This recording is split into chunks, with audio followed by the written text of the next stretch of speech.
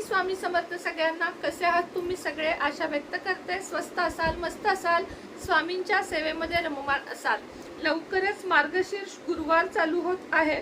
5 डिसेंबर पासून पहिला गुरुवार येत आहे आणि आपल्याला या गुरुवारची संपूर्ण माहिती हवी असेल, पूजा मांडणी कशी करायची किंवा पूजेमध्ये काय काय ठेवायचे, या दिवशी काय चुका करायच्या नाहीत, उपवासाला काय खायचे, या दिवशी सेवा काय काय करायच्या, ही सर्व माहिती आपल्या इंडियन मॉम सुनेत्रा या चॅनलवर आहे। त्याची लिंक मी तुम्हाला खाली देत आहे।